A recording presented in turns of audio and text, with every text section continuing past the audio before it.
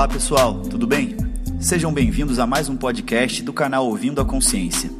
Para quem está chegando aqui pela primeira vez, a ideia desse canal não é ser um canal didático, mas sempre trazer temas reflexivos relacionados à saúde, terapias integrativas, autoconhecimento e assuntos afins. Convidamos sempre profissionais de grande nome em suas respectivas áreas e deixamos com eles o papel de nos fazer refletir. Esperamos que gostem e até o próximo podcast. Um grande abraço.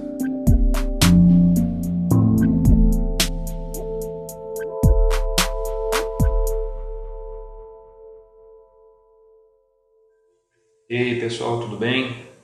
Paulo Roberto do Brusque. Como a maioria de vocês já sabe, eu sou um aficionado pelo estudo do comportamento humano e da relação entre os sistemas. E estava aqui dando uma folhada no material antigo que tenho e me deparei com uma informação relativamente básica, mas que muitos desconhecem ou nunca deram atenção. Pois quando você fala de estresse, não tem como a gente não falar de neurotransmissores e de algumas estruturas, mas que não está muito simples na cabeça das pessoas de como que acontece a reação do corpo ao estresse, das correlações entre a noradrenalina, a adrenalina, os glicocorticoides, o glucagon, o que tem a ver a testosterona e os hormônios sexuais, reprodutivos sexuais, com relação ao estresse, qual é a relação do hipotálamo com relação à hipófise e a liberação dessas substâncias todas. Então eu vou ler um trecho de um livro aqui que vai tentar fazer uma correlação dessas substâncias e estruturas todas que eu comentei. Espero que seja de proveito para vocês. Vamos lá. Quando o cérebro experimenta ou pensa em algo estressante, ativa componentes de resposta ao estresse através de uma via hormonal. Certas conexões entre o hipotálamo e a hipófise e as glândulas periféricas se ativam durante o estresse, porém existem outras que também se inibem. Existem dois hormônios vitais, que são a adrenalina e a noradrenalina, são secretados pelo sistema nervoso simpático. Porém, existe outra classe importante de hormônios de resposta ao estresse que se denomina glicocorticoides. Os glicocorticoides são hormônios esteroides, que é um termo utilizado para descrever a estrutura química geral de 5 classes de hormônios, aos quais chamamos de andrógenos. Então existe o famoso esteroide anabolizante, como a testosterona, mas também os estrógenos, a progestina, os mineralocorticoides e os aqui sendo citados os glicocorticoides, que são secretados pelas suprarrenais e atuam de forma similar à adrenalina.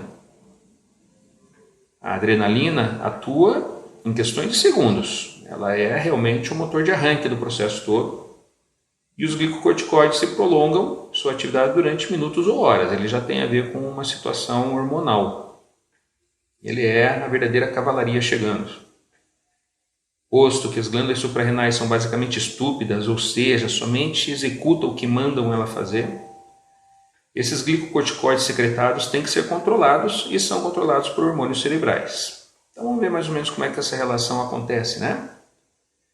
Quando acontece algo estressante ou se tem um pensamento desse tipo, o hipotálamo secreta um hormônio fundamental que inicia essa atividade. Ele ainda é inativo.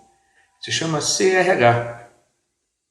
Esse CRH cai no sistema circulatório do hipotálamo e da hipófise. E em aproximadamente 15 segundos, esse CRH ativa a hipófise para que libere um hormônio chamado ACTH, esse um pouco mais conhecido.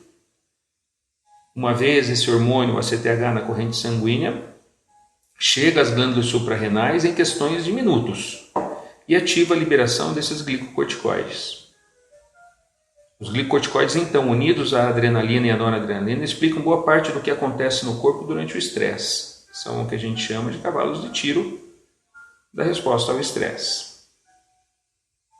Assim mesmo, em momentos de estresse, o pâncreas, olha só, o pâncreas, gente, se estimula para secretar um hormônio específico, que é o glucagon. Os glicocorticoides, o glucagon e o sistema simpático, através da adrenalina e noradrenalina, elevam o nível de glicose na circulação. Claro, porque isso é essencial para mobilizar energia, que demanda de muito estresse. O estresse demanda essa energia, né? Pois é um processo de luta ou fuga. Mas se ativam também outros hormônios, como a prolactina, lá na hipófise. E, entre outras coisas, desempenham a função de inibir a atividade reprodutora durante o estresse. A hipófise e o cérebro também liberam algumas substâncias endógenas similares à morfina, que a gente vai chamar de endorfinas e encefalinas, que servem para anular a percepção de dor, pois se eu estou em processo de luta ou fuga, não é o momento de eu ter o meu sistema de dor muito ativo. E por último, a hipófise segrega também a vasopressina, denominado hormônio antidiurético, que intervém na resposta cardiovascular ao estresse, a tendência a manter o líquido dentro do seu corpo, pois o líquido é muito importante, né?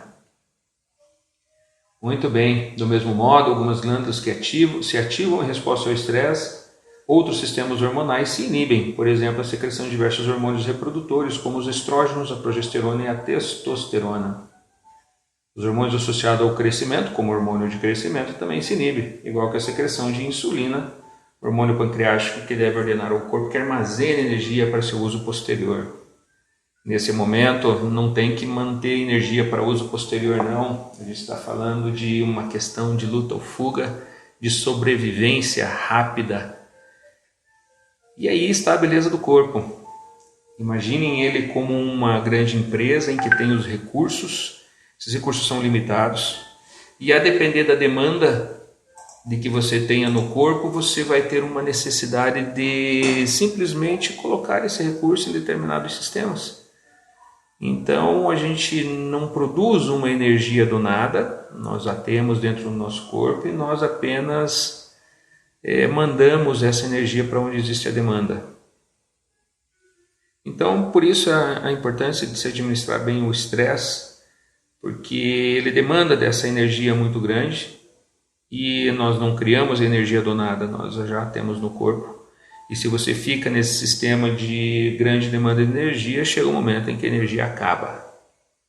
Então, bons pensamentos, uma atividade física condizente com o seu condicionamento e boa alimentação são fatores que vão te deixar mais saudáveis.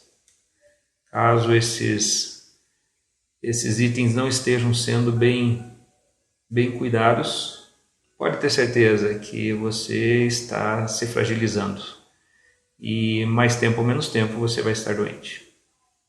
Bom, espero que tenham aproveitado. Um grande abraço. Até mais.